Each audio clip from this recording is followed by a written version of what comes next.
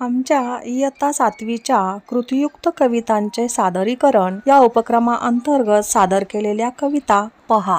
मेरा नाम श्रावणी राजन से, मेरा पाठशाला का नाम जीव प्राथमिक निगड़े खेबा। हम 7वीं कक्षा में पढ़ रहे हैं। हम 7वीं कक्षा की फूल और कांटे एक कविता पेश कर रहे हैं। 1 2 3 स्टार्ट। है जन्म लेते जगह में एक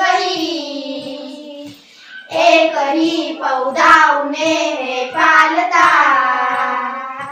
रात में उन पर चमकता चांद भी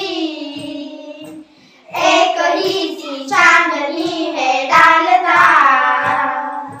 मेघ उन पर है बरसता एक सा, एक सी उन पर हवाएं है बही, पर सदा ही यह दिखाता है हमें ढंग उनके एक से होते नहीं।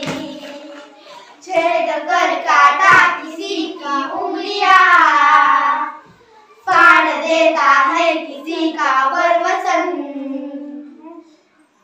प्यार डूबी तितलियों के पर कतर, भौर का वेद देता शाम तन। फूल लेकर तितलियों को गोद में, भौर का अपना अनूठा रस पिला। नीज सुगंध और निराले रंग से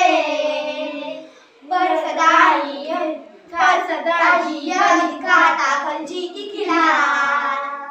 यह खटकता एक सबकी आँख में, दूसरा है सोता सुरसी समर। किस तरह कुल की बड़ाई काम दे, जो किसी में है बड़प्पन की कसर।